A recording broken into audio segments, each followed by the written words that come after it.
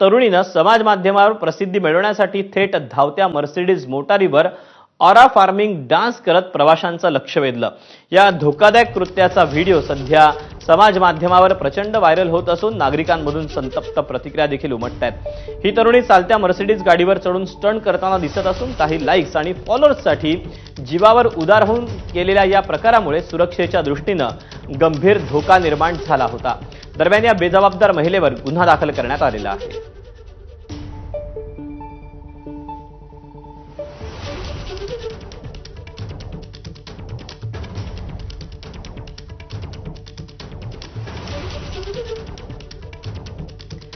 ठाणे आणि मीरा भाईंदरला जोडणाऱ्या घोडबंदर रोडवर गायमुख भागात मोठमोठाले खड्डे पडलेत, तरीही एकही सरकारी यंत्रणा ढिम्म हालत नाही। अखेर याबाबत मनसेला आज दणका द्यावा लागला। मनसेचे जिल्हाप्रमुख अविनाश जाधव यांनी टेप घेऊन या खड्ड्यांची लांबी रुंदी मोजली।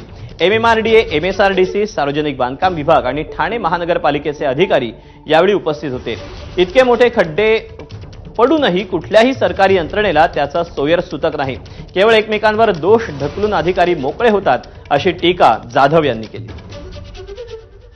तर तुम्ही घोडबंदर रस्त्याचे मुख्य हायवेचे जर खड्डे पाहाल तर तुम्हाला कळेल की एक एक खड्डा खाली एक एक फूट खोल आहे आणि जवळजवळ 10-10 फूट लांब रुंदीचा खड्डा मला वाटतं या रस्त्याला पडलेले आहेत।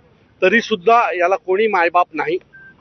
फक्त आमचे राजकीय नेते 2000 कोटी, 5000 कोटी, 10,000 कोटी असे मोठे मोठे आकडे फेकतात, पण प्रत्यक्षात रस्त्यावर आल्यावर जर तुम्ही पाहाल तर इथे कुठल्याही प्रकारचं काम झालेलं नाहीये। रस्त्याची अवस्था खूप वाईट आहे। सो मला असं वाटतं जर लोकांच्या जीवनाची किंमत जर सरकारला माहीत नसेल तर या सरकारचं करायचं काय हा प्रश्न आहे।